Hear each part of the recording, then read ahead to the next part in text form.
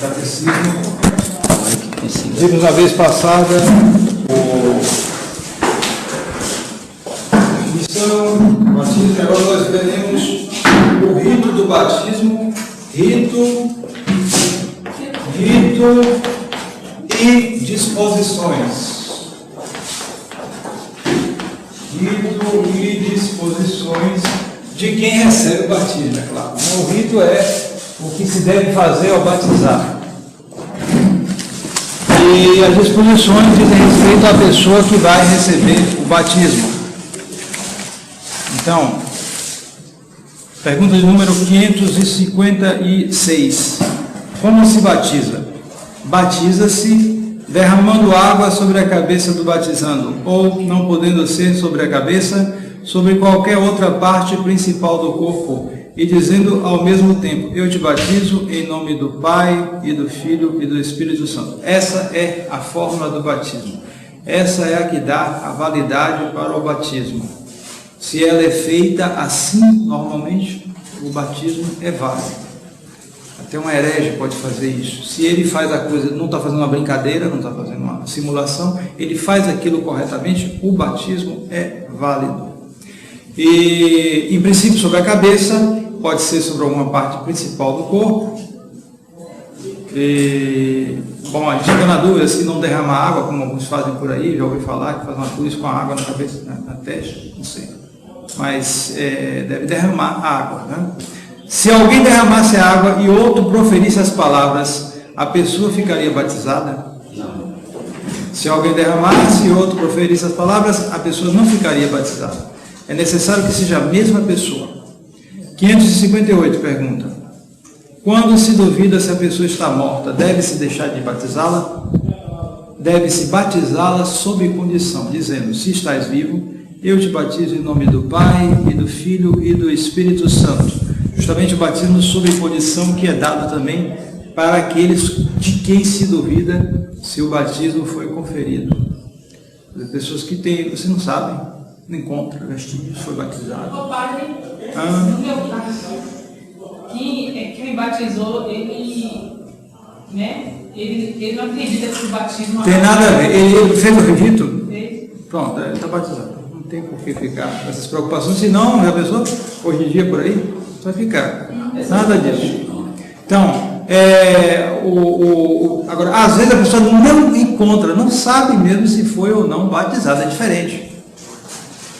Sabe que você foi batizado, então, sabe o dia e tal, mas a hora toda. A pessoa não tem documento nenhum, traço nenhum, e as testemunhas não existem ou não são suficientes. Aí ele pode ser batizado sob condição. Nesse caso também vale o batismo sob condição. E houve época em que o batismo era mergulhar um pouco na água? Sim, houve época, nada impede. Ele pode ser por imersão, pode ser por... Mas ele imersão... Se faz atualmente, pode ser por aspersão. Está entendendo? Não há problema. Para a pessoa casar, ela tem que ter o certificado que foi batizada. É claro. Isso a igreja exige. Sim, exige, tem que exigir mesmo, claro. Agora, justamente, em caso também de dúvida, a pessoa pode ser batizada sob condição. Em dúvida séria, né? Então, dúvida que a pessoa não consegue. Quando ela tem uma dúvida, ela tem que procurar resolver. Tem que procurar onde é que foi, onde é que morou, saber, para ter uma ideia. Agora, quando não se tem prova nenhuma, foi destruído os documentos. Os pais morreram, deixou eles de órfãos? Morreram, a destruição dos documentos, sobretudo meus pais. É mais aos documentos. Se você tem um documento, está lá, está provado. Mas se não há um registro, foi queimado, em guerras ocorre isso. Queima um registro, toca fogo, isso aqui. Quem sabe, ocorreu há não sei quantos anos. Aí, nesse caso, pode ser batizado sob condição. Pergunta de número 559. Quando se devem levar à igreja as crianças para serem batizadas? As crianças, resposta, as crianças devem levar-se à igreja para serem batizadas o mais cedo possível. Por que se deve ter tanta solicitude em levar as crianças ao batismo? Deve-se ter suma solicitude, porque pela sua tenra idade estão expostas a muitos perigos de morrer e não podem salvar-se sem o batismo. Pergunta de número 561. Pecam, então, os pais e as mães que, pela sua negligência, deixam morrer os filhos sem batismo ou simplesmente demoram em fazê-los? Sim. Os pais e mães que, pela sua negligência, deixam morrer os filhos sem batismos, pecam gravemente porque os privam da vida eterna. E pecam também gravemente, demorando muito tempo o batismo, porque os expõem ao perigo de morrer sem o terem recebido. Bom, isso aí, o tempo pode variar. Antigamente eu acho que era 3 meses, até 3 meses batizar. Hoje, com os progressos da medicina, a mortalidade infantil diminuiu muito. Porque o motivo é esse, a mortalidade infantil. Hoje, como ela diminuiu, não sei se mudou essa disciplina pode ser mudada, porque depende das circunstâncias. O importante é esse, que a criança seja batizada, que ele seja batizado, para evitar qualquer perigo de morte. Mas, justamente o perigo maior é porque antes morria muita criança, né?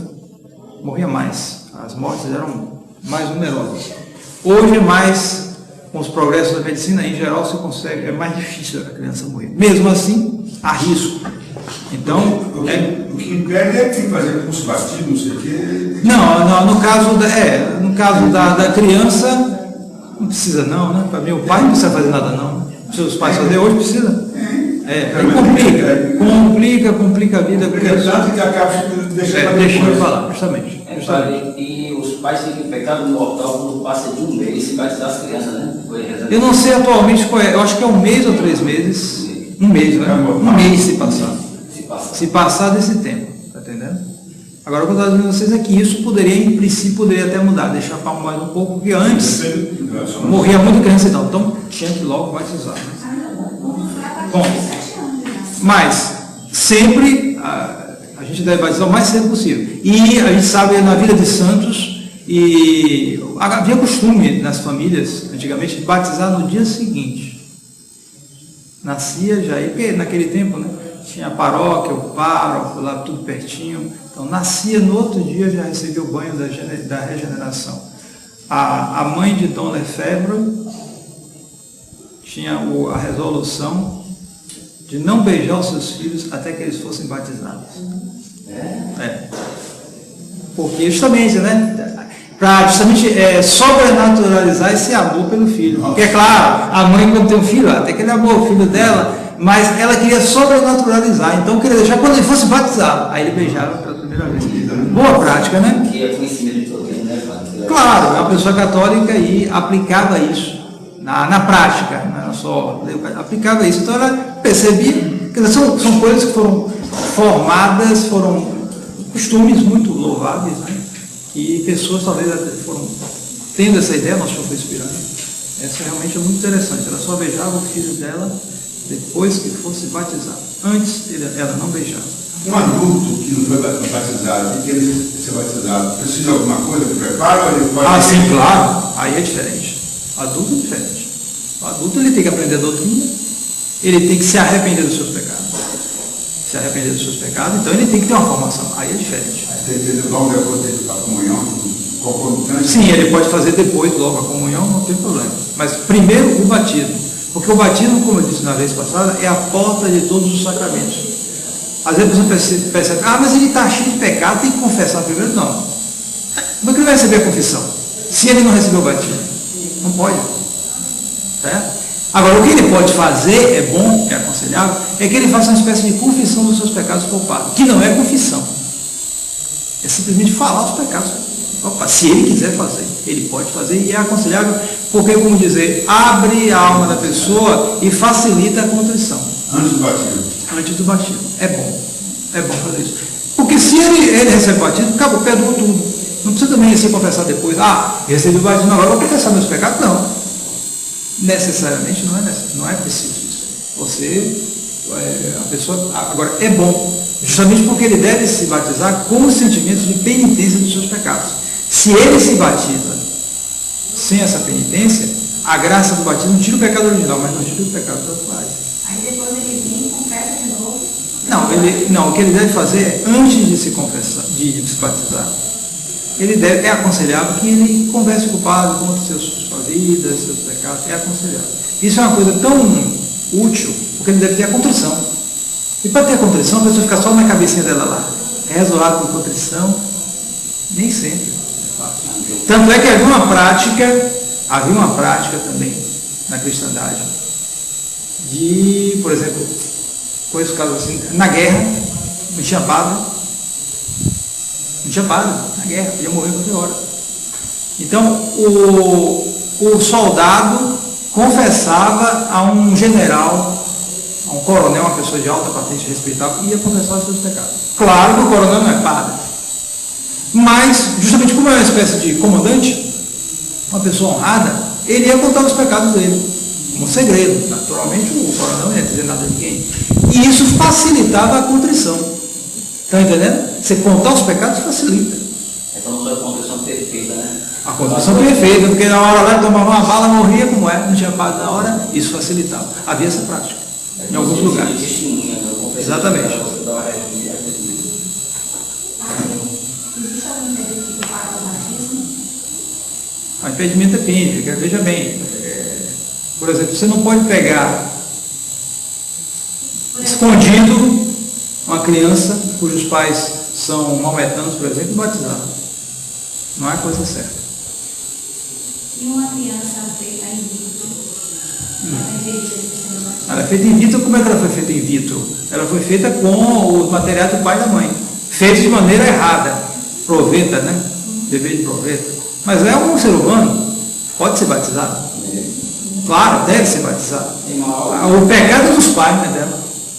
Agora, é claro que os pais têm que, né, se arrepender desses pecados feitos, fizeram para que a criança. Agora, em princípio, a criança pode ser batizada, é um ser humano funcional. Então, não se pode, por exemplo, um filho de pai e mãe maometano, se pegar escondido e batizar. Não está certo. Só se estiver morrendo, né? Se ele estiver morrendo, bom, os pais aceitaram e tal, ele estiver lá, bom, morrendo escondido pode até ser. Morrendo escondido. Pode até ser.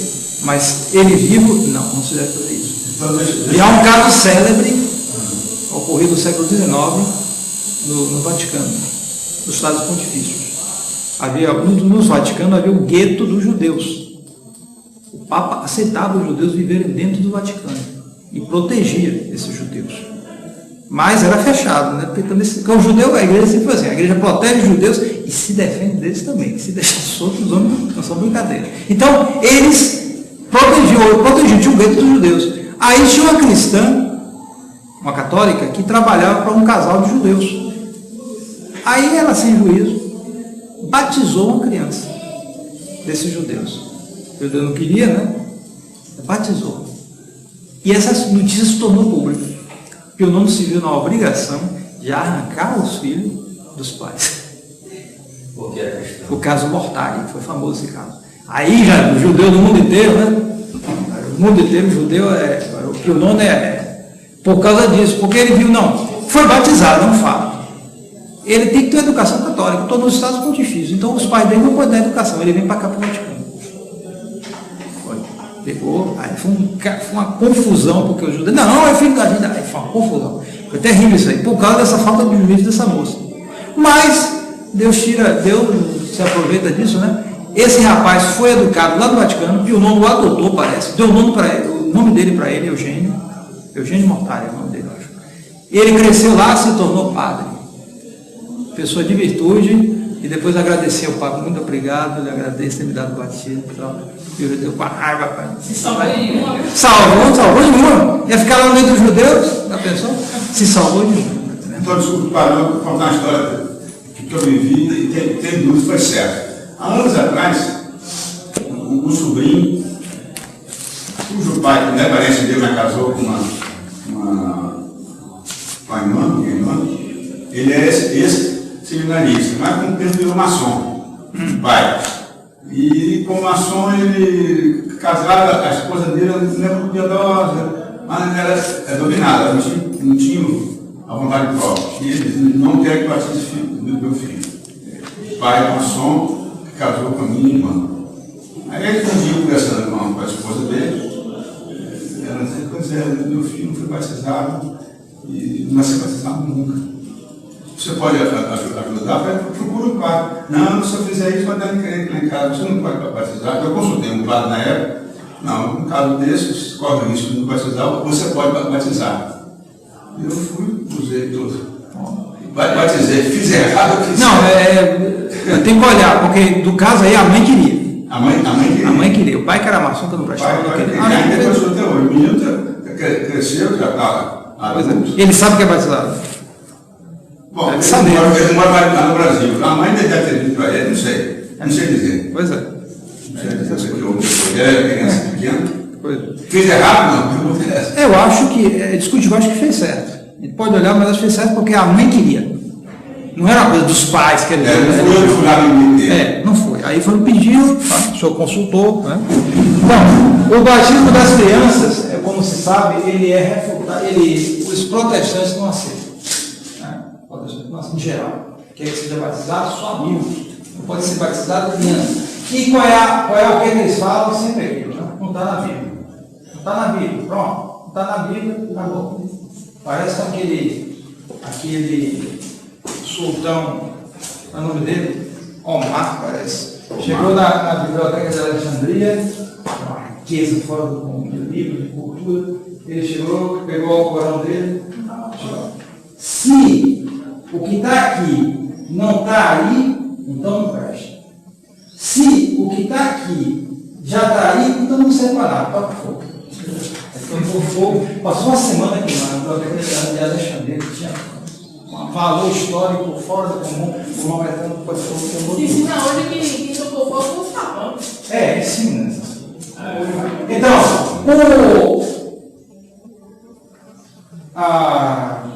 o protestantismo não está na Bíblia. Bom, primeiro não é claro que não esteja na Bíblia. Simplesmente não está claro se está ou não está na Bíblia. Então, esse livro eu consultei aqui, interessante. Acho que acha em Necebos, por aí, é interessante. Legítima interpretação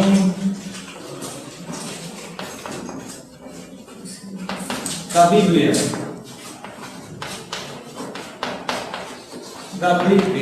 Por Lúcio Navarro. Acho que é um autor português. Aconselho, muita coisa interessante. Se quiser ler esse livro, está em português. Acho. Bastante visual, para ver esse livro. Deve estar barato, né? É um livro grande, tem 600 páginas. E muito bom, com vários assuntos a respeito justamente disso, dessas conclusões que o protestante faz. Né? Então, o que é que a gente pode dizer a respeito disso? Orígenes, autor católico do século III, diz o seguinte, abre aspas, a igreja recebeu dos apóstolos a tradição de dar o batismo também às crianças. Sabiam eles, a quem foram confiados os segredos dos mistérios divinos, que existe em todos a genuína mancha do pecado, a qual tem que ser lavada pela água e pelo Espírito Santo. Comentário da Epístola aos Romanos. Orígenes, interpretando essa Epístola aos Romanos, comentando, onde São Paulo diz que por um pecado de um, todos incorreram em pecado. Todos. Ele diz oipoloi, mas pode traduzir como todos. Todos caíram e incorreram no pecado de Adão. Em Adão todos pecaram. Certo? Então, se todos pecaram, também as crianças. É claro. Então, ele interpretando, ele diz isso, e olha o que ele diz, que a igreja, ele está no século III, ele está vivendo na igreja no ano 250, sei lá, mais ou menos. E ele diz isso, quer dizer, a igreja, ele via que se batizavam as crianças no ano 250, a igreja primitiva. E ele diz aqui textualmente, a igreja recebeu dos apóstolos. Ou seja, ele sabia que esse costume não tinha sido inventado no ano 250. Era uma coisa que todo mundo dizia, não, foram os apóstolos que transmitiram para a gente batizar todo mundo, as crianças, etc, etc. Era tradição. Protestante que não olha para isso, só vê a Bíblia, não está clara, e aí começa a negar porque não está na Bíblia. São Cipriano, em nome do Concílio de Cartago, do ano 253, escreve ao bispo Fidó, o qual era de opinião que os meninos não deveriam ser batizados com menos de 8 dias de nascido. Olha só, ele não está negando que a criança não deve ser batizada, mas esse bispo disse, não, menos de 8 dias de batizado está muito cedo ainda. Aí o São Cipriano responde, o Concílio de Cartago, São Cipriano, com o Concílio de Cartago, diz o seguinte: neste ponto, ninguém está de acordo com a tua opinião.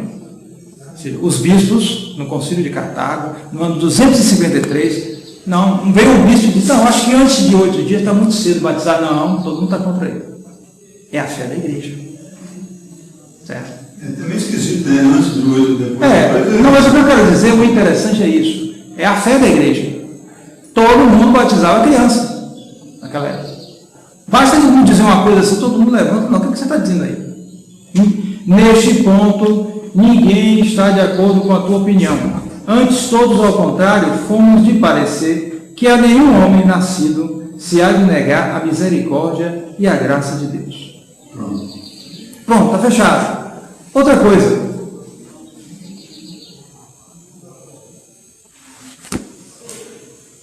Na Bíblia, no Novo Testamento, é claro, você pode ver isso, né? Não se diz claramente, batizou as crianças, mas também não há. Você vê, por exemplo, nos Atos dos Apóstolos. Os Atos dos Apóstolos são um livro de história, não é um livro de doutrina.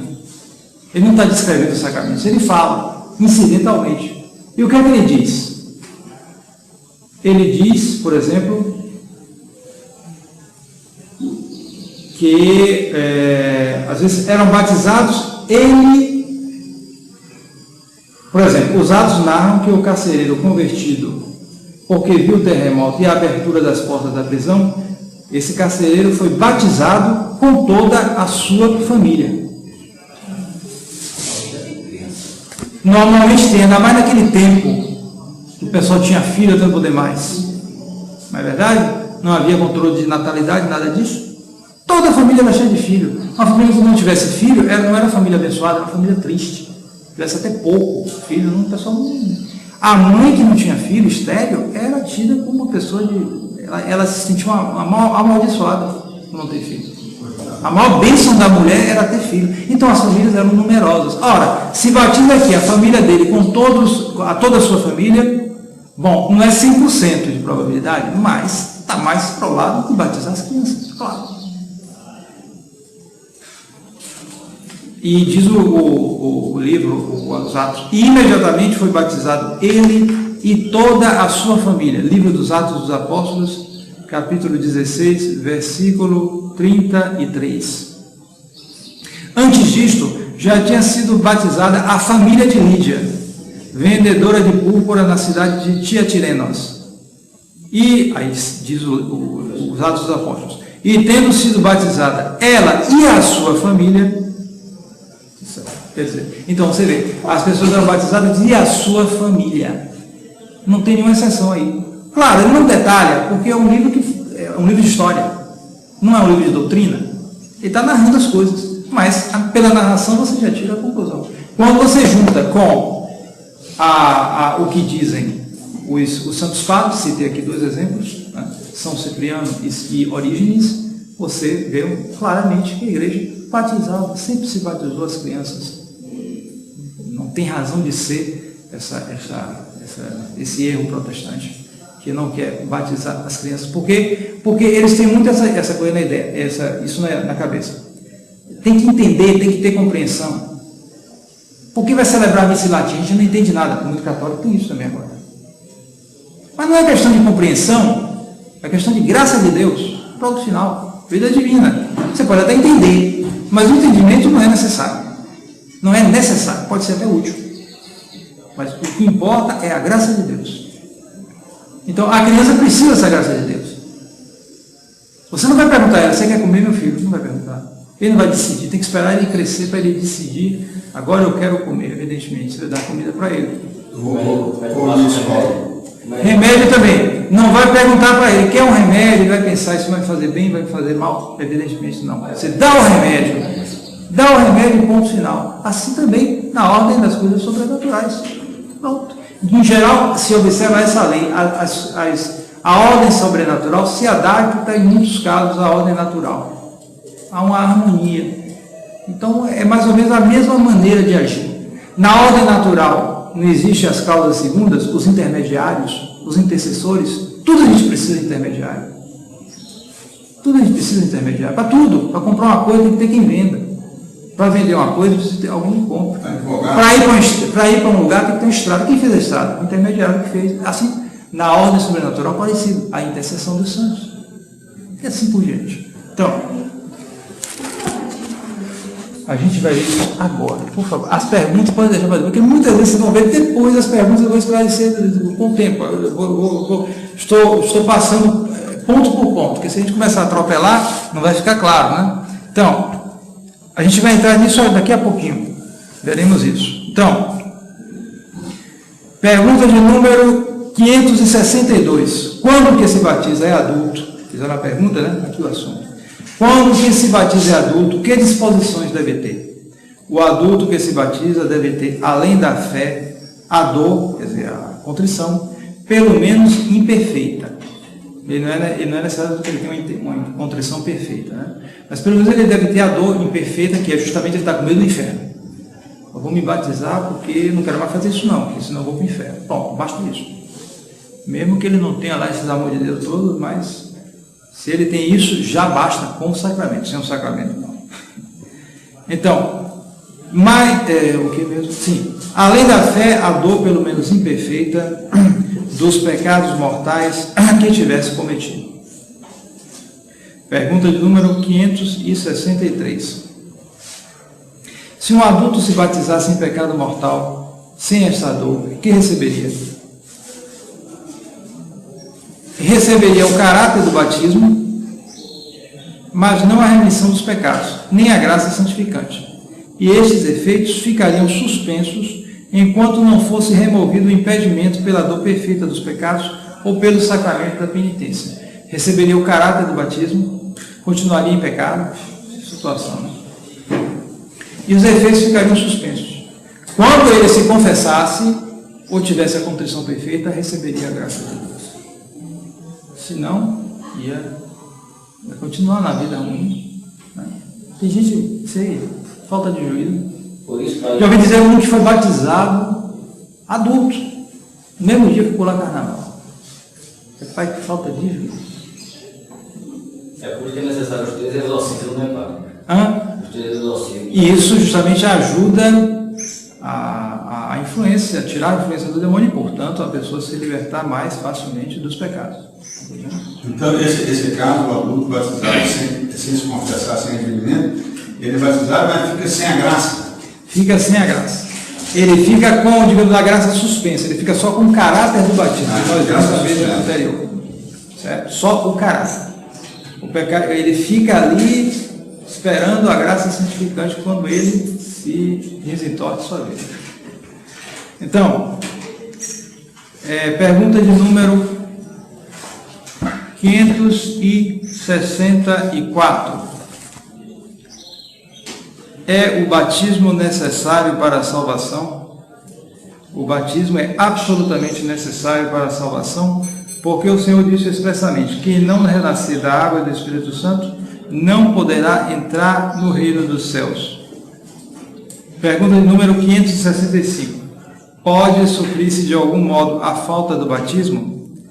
Resposta: a falta do batismo pode supri-la o martírio, que se chama batismo de sangue, ou um ato de amor perfeito de Deus, ou de contrição, junto com o desejo, ao menos implícito, do batismo. E este chama-se batismo de desejo.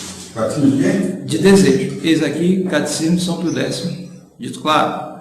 A quem fica obrigado... Não, esse aqui, até aqui, 565, porque justamente temos que explicar, nos deter um pouquinho nessa questão do batismo de desejo. A questão é a seguinte: a tradição da igreja, os santos padres, sempre tiveram o cuidado de insistir nessa necessidade do batismo. Normalmente, as coisas são assim. Ninguém pode se salvar sem o batismo, sem o sacramento. O sacramento é o instrumento principal para a salvação. Tem como se diz? Uma causa instrumental da salvação do homem. Só que a causa principal é Deus, certo? Deus se serve do instrumento, que é o batismo, os sacramentos em geral. Mas Deus pode, por um milagre da graça, por uma exceção, salvar pessoas sem o sacramento. É uma exceção. A regra, a lei normal é essa. Mas a exceção justamente se dá pelo batismo de sangue e pelo batismo de desejo. Não existe o sacramento, nem do sangue, nem de desejo. Não há sacramento propriamente dito aí. É uma exceção. Daí porque quando ele diz a necessidade de sacramento, tem outro sacramento, não é sacramento. Se chama como uma maneira de dizer, vai mudar o caráter. É uma exceção. Então, quando você pega os santos padres, eles estão falando na lei normal das coisas. Eles dizem, precisa batizar, se não batizar não se salva. Precisa batizar, mas não é isso que nós dizemos. Certo? Mas esses mesmos santos padres, você vê eles falarem do batismo de desejo e do batismo de sangue. Não é honesto você pegar certas citações dele sem citar as outras. Não é honesto. Você tem que olhar as duas coisas e tirar a conclusão. Certo? Além do mais, com relação às citações, vale aquele provérbio latino: non numerantur, sed ponderantur. Não são numeradas, são pesadas.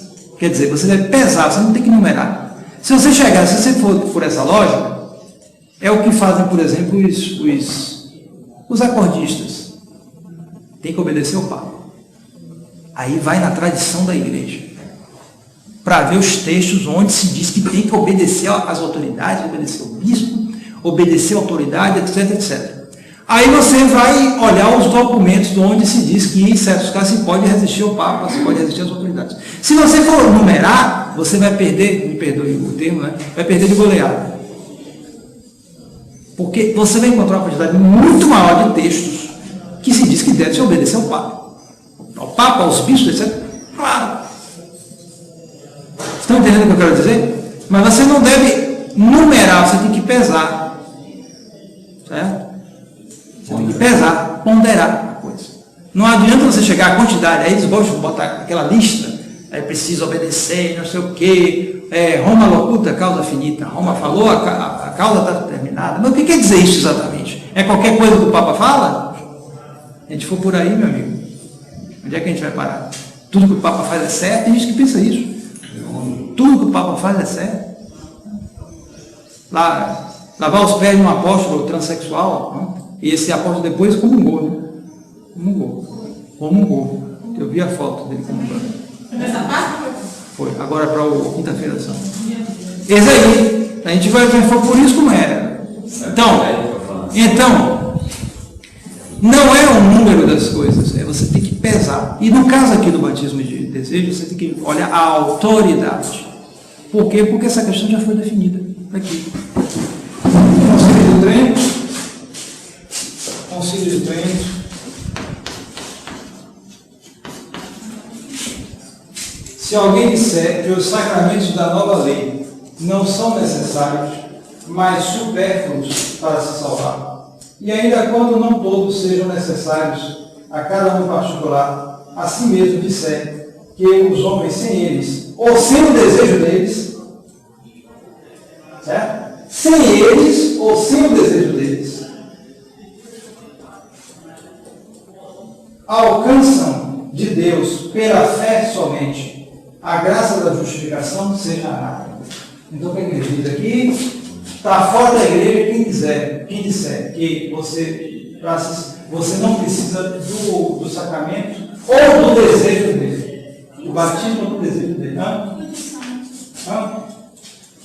Está incluído aqui. O de sangue, porque quando você se batiza, ou quando você é martirizado, você tem também um desejo grande do nosso Senhor. Aquela contrição perfeita dos pecados. Que isso é o essencial. Essa é a dúvida do Dona Janete. Pois é. Então, toda. Decreto sobre. Então, comentários sobre esse decreto. Comentários sobre esse decreto. Eu acabei de ler o decreto, né? Concílio de Trento. Agora, o comentário. Nestas palavras se descreve a justificação do pecador, de maneira que essa justificação é a passagem daquele estado em que o homem nasce filho do primeiro Adão para o estado de graça e adoção de filho. Essa aí é a chamada justificação. que o que se faz pelo segundo Adão, Jesus Cristo, nosso Salvador. E esta passagem não se pode lograr, não se pode conseguir, depois de promulgar o Evangelho, sem o batismo ou sem o desejo dele. Certo? Sem o batismo ou sem o desejo dele. Quem está comentando aqui, Santo Afonso de Ligório. Não é qualquer um.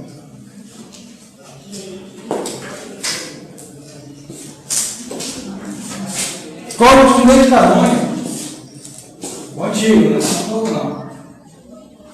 Sobre a sepultura eclesiástica. Os catecúmenos que sem culpa própria morrem sem o batismo devem ser tratados como batizados. Os catecúmenos. Obrigados nisso na antiguidade. Você está se preparando para o batismo, vivendo com o nosso Senhor muito seriamente, morreu antes de ser batizado. Vai para o inferno? Então ele diz aqui, não, devem ser tratados como batizados. Porque eles tinham desejo.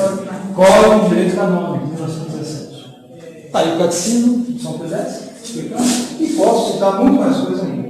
O batismo de desejo não tem idade, não, né? Qualquer contanto que a pessoa possa ter esse desejo. Então a criança não pode ter esse batismo de desejo, porque não tem condição, a criança não pode. Mas um adulto pode ter. Então, Inocêncio III, Papa de 1198 a 1216. Papa São Pio V. Está bem? Santo Agostinho. Não vacile em colocar ao catecúmeno católico que age com o amor de Deus antes que eu eleja batizado.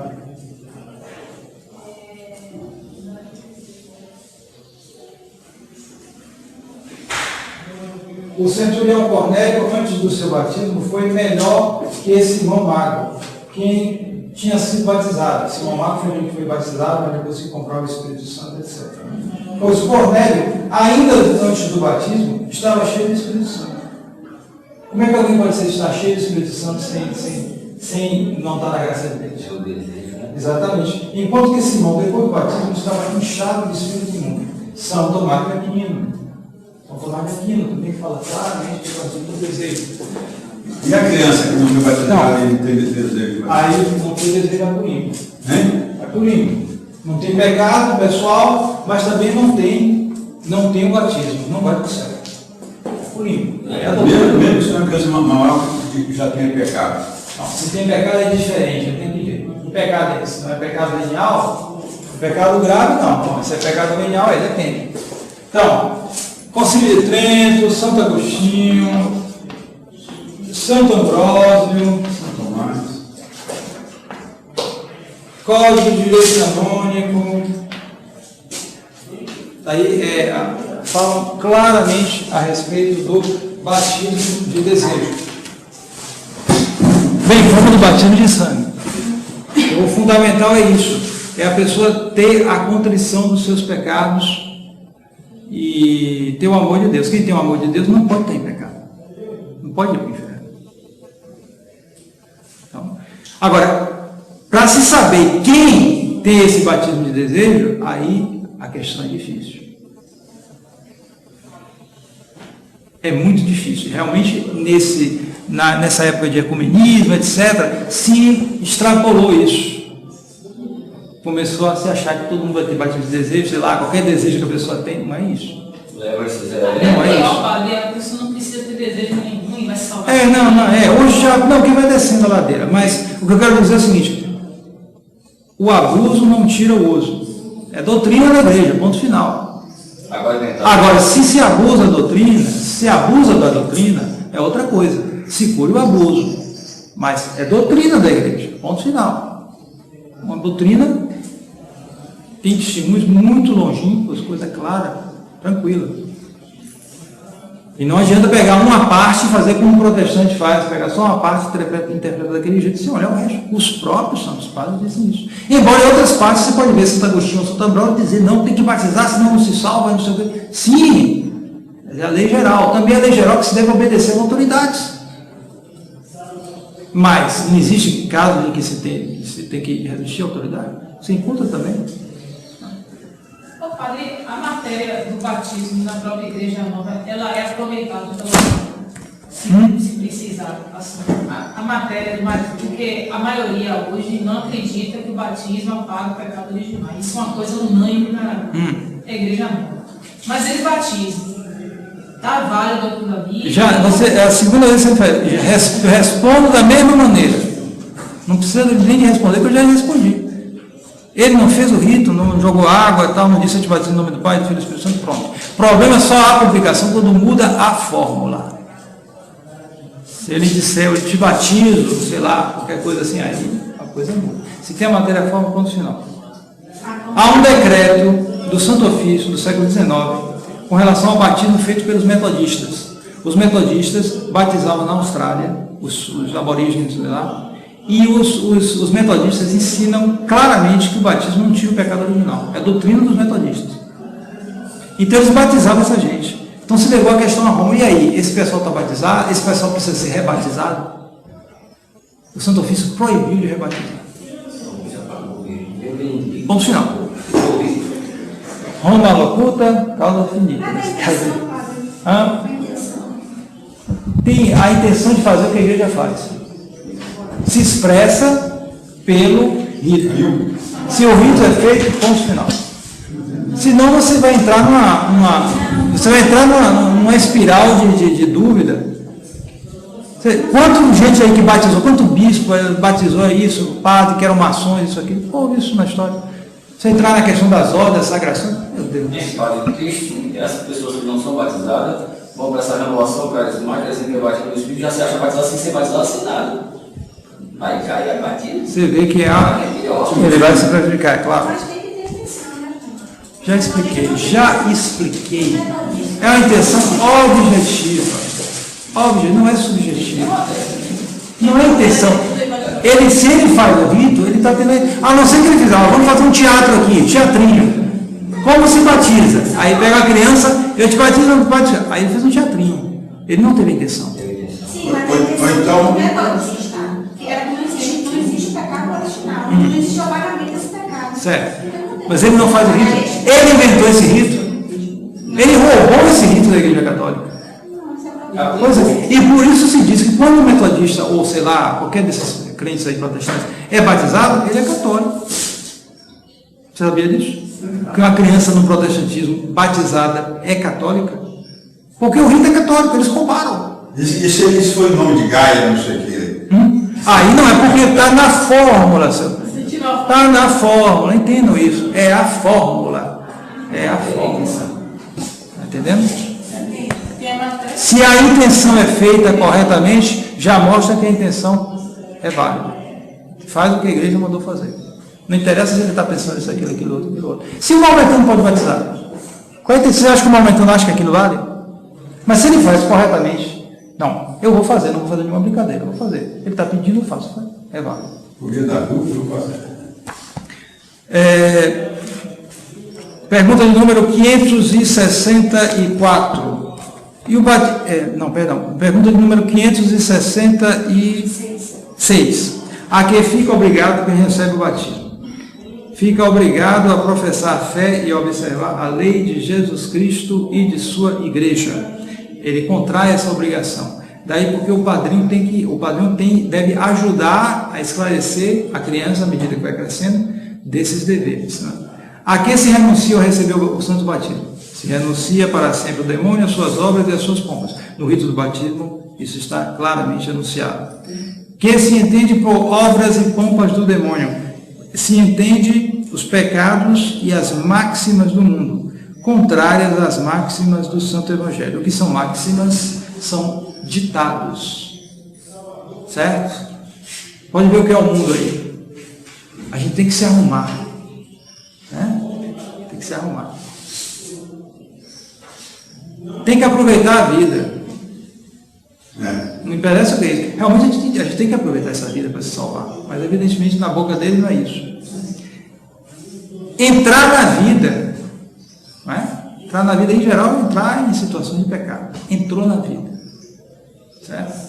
Tem que ir fazer isso aqui, são as máximas do mundo. Pode ir em qualquer lugar do mundo aí, emprego, colégio, isso aqui, que você vai ouvir isso direto. As máximas do mundo. As máximas do mundo. Então, o batizado deve... então, são as obras e pompas do demônio, ou seja, os pecados e o que se diz para favorecer o pecado. Pergunta de número 569. Por que se impõe o nome de um santo ao que se batiza? Ao que se batiza, impõe-se o nome de um santo para opor sob a especial proteção de um padroeiro celeste, para o animar e imitar os exemplos. Veja bem que naquela época, hoje infelizmente se perdeu esse costume, e aí tem gente botando o nome de tudo quanto é coisa. Você vai em certos lugares e tem que carregar nome. Que nome é esse? Mistura, pega nome disso, mistura com outro, vê um nome inglês assim, faz daquele jeito dele, sai aquele nome estranhíssimo. Isso já é uma decadência católica, porque antes se pegava a folhinha e via qual é o santo de hoje. Havia uma certa diferença, por exemplo, aqui na Bahia, para as pessoas brancas eram da igreja ocidental, e para as pessoas negras de cor eram os nomes da igreja oriental. Então você vê até hoje muita gente chamado Cirilo, Dionísio e outras pessoas negras, porque eles receberam esse nome daquele costume de dar nomes da igreja oriental. Mas por que isso? Não sei de onde saiu esse costume, talvez porque eles interpretavam que o pessoal da África era como se tivesse vindo do Oriente. Os magos do Oriente, não havia um negro entre eles? Então, vieram do Oriente. Quer dizer, da Etiópia, Eritreia, por ali, talvez, não sei, mas fica Oriente. Então, então eles se interpretaram no Oriente. Então, se ele é negro, vou dar da igreja do Oriente. Se for branco, é Europa. Aí a igreja do Oriente, do Ocidente. Aí dava o nome da igreja do Ocidente. É um costume que havia. Costume. E ainda consagrava a Nossa Senhora, né, padre? Depois do batismo. Está dentro do... É aconselhável. No rito do batismo, depois se faz a consagração a Nossa Senhora. Então... E se dá o nome de um santo, porque se põe sobre o patronato, ele tem um patrono santo. O padre até deve acrescentar, às vezes pessoas vão ser batizadas adultas e já tem um nome ali, às vezes o nome não tem nada de religioso, então ele deve acrescentar um nome, religioso, mais católico pelo menos. Meu pai mesmo se chama Dan, D-A-N, é um nome bíblico, é verdade. Mas ele me disse que o padre quando foi batizado, era menininho, né? Aí disse, não, colocou o nome José Dan, José. Então, colocou um nome bem, né? Santo, conhecido. Isso se faz muito, é um costume. Acrescenta Maria, acrescenta esse nome, aquele outro nome. Né? Exatamente. Mas o padre quis colocar José, acrescentar ainda José. A rigor daria, porque não é nome bíblico, mas... Então, se acrescenta nomes, né? Porque senão o pessoal começa a inventar e sai cada nome bobo, meu Deus, que nome é esse? Às vezes até botando até nome de remédio, né, já ouvi falar. Um negócio estranho. Isso aí, o costume católico já impedia essas coisas estranhíssimas, né? Porque...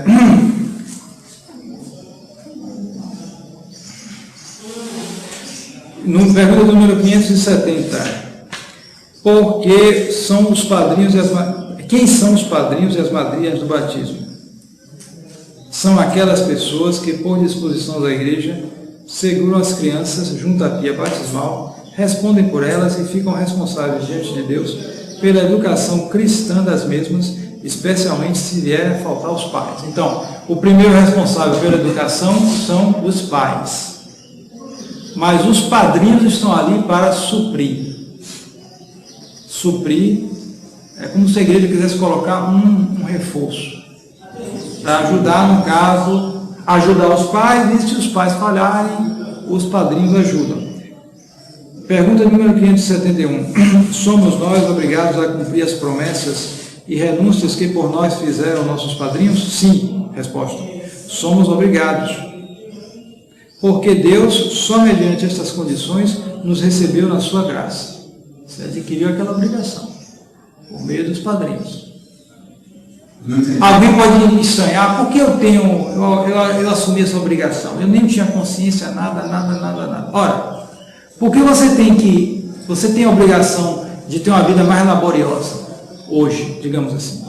Você tem 18 anos e você tem que se virar na vida para conseguir, porque seus pais são pobres. Certo? Essa obrigação veio de onde? Dos seus pais. Ou porque eles não tiveram sorte, ou porque Deus permitiu, sei lá, ou porque eles não quiseram, ou porque eles foram preguiçosos, ou porque eles desperdiçaram dinheiro, sei lá. Quem sabe? Mas, de certo modo, a culpa dos pais, a culpa ou os méritos, vai para os filhos. Indiretamente vai. É assim a vida. Se você tem 18 anos e você seu pai já tem uma empresa muito potente, não sei quantas fazendas, com faturamento de milhões, e ele chegou, meu filho, é só você assumir aqui. Você já entra aqui e já vai ganhar 30 mil reais por mês, e depois vai progredir mais, porque minha empresa, tudo bem. Então, você mereceu aquilo? Não. Você já recebeu dos seus pais. O mérito, supondo que tenha sido algo de mérito, que alguém que trabalhou, desenvolveu e deixou para o filho aquilo. Então, o mérito dos pais foi para os filhos. É assim, a vida é assim. Então, fazendo a comparação, a aplicação, também uma pessoa que assume esses compromissos com Deus, na ordem sobrenatural, os padrinhos assumiram, em nome deles. Eles têm a obrigação de assumir. Não adianta, não pode ficar neutro aí. Ou você cai no pecado, ou você entra no caminho de Deus. Neutralidade aí não existe. Ou quem não está comigo está contra mim. Sim? Uma afilhada que não quer saber de religião, se converteu para outra religião. O padrinho, como é que fica? Você pode falar com ele e estimular. Se ele não quer, problema dele. Então você não tem obrigação mais de ficar assim? Não, você deve, na medida do possível, tentar. Agora aí é muito individual. Se o sujeito se fecha, ele não quer, cada um assume seus lados. Você pode tentar ver no outro, mas... Sim. Mas temos um afilhado que está perdido mesmo. Não quer nem suporta ver ele. Se não suporta ver com ele, pronto, final. É com ele. Se ele desandou, o problema é dele. Agora aí cada um vai vendo o jeito que pode. Porque às vezes é melhor esperar. Ele vai apanhar da vida lá adiante e vai melhorar. Pode ocorrer muitas vezes. Apanha da vida, porque é claro, quem anda torto apanha da vida. Mais cedo ou mais tarde. É claro. Não deve deixar jamais a obrigação de rezar. Isso sim. No mais. E o exemplo também, né? O exemplo. Exatamente. Porque se ele fala, mas anda errado também, não adianta nada. O senhor falou aí na missa. Não adianta nada. O exemplo comove, mas... não adianta nada. O exemplo, não. A palavra move. O exemplo arrasta. Quando ele vê o exemplo, e pode ter certeza, as pessoas que estão na tradição, elas são rastreadas pelo mundo. Quando ele vê uma pessoa mudar, fulano se vestia de short, agora está com a saia, não sei o que, isso aqui, ou coisa parecida, ele fica olhando, mudou mesmo, ou é só da boca para fora? É assim, pode ter certeza. Para o homem também, mesma coisa. Então ele fica olhando. Quando ele vê, depois de muito tempo, que a pessoa mudou mesmo, aí ele começa a sentir alguma coisa. Porque ele sabe, ele percebe a miséria dele e vê algo que pode tirar lá do abismo onde ele está. Algo verdadeiro, não boca para fora, não parar de fumar, de beber e outras coisas, está fazendo pior por aí. Depois começa a pedir oração.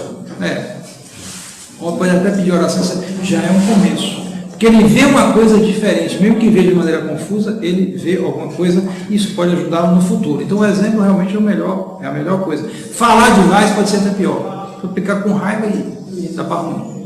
O fato é que eles não ficam em paz. Não, é evidente. Ninguém fica em paz, mesmo que o sujeito dê certo materialmente na vida, cheio de dinheiro, isso, aquilo, outro. Ele vê que aquilo está acabando, ele vai ficando velho, não adianta. Então, que pessoas se devem escolher para padrinhos e madrinhas? Devem escolher-se para padrinhos e madrinhas pessoas católicas e de bons costumes e observantes das leis da igreja.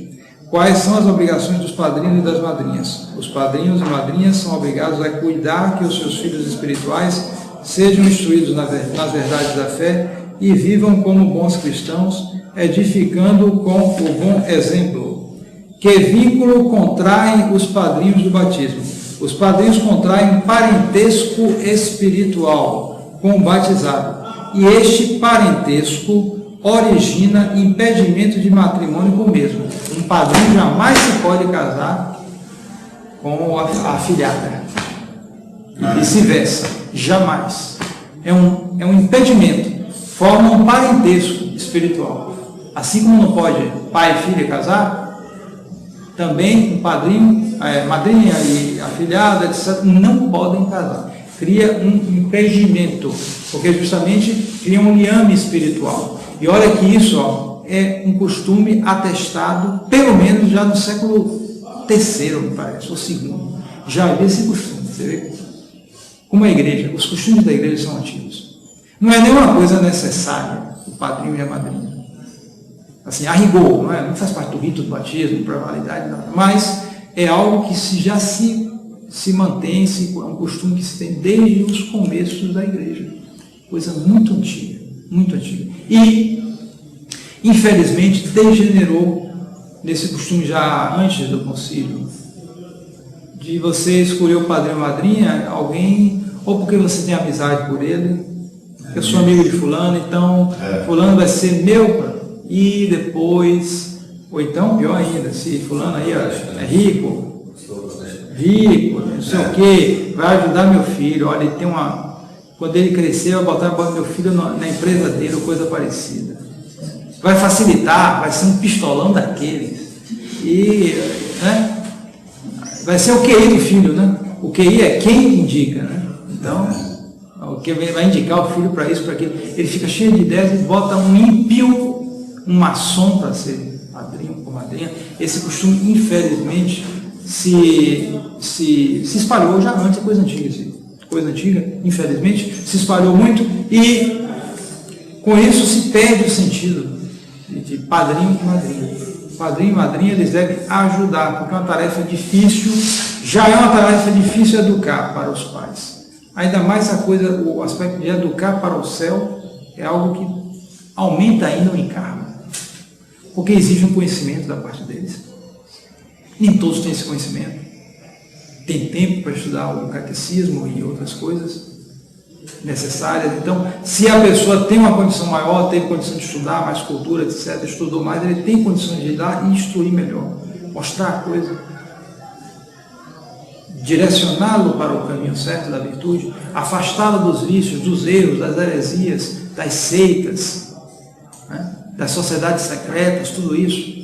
Isso, a função do padrinho e da madrinha. Uma função muito sublime, e que a gente não deve negligenciar isso, na medida do possível.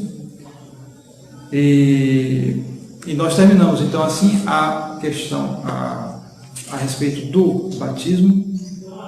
Na próxima aula, nós veremos, então, o segundo sacramento, que é a confirmação ou a crisma. Agora, uma pergunta que tem muito a ver, né?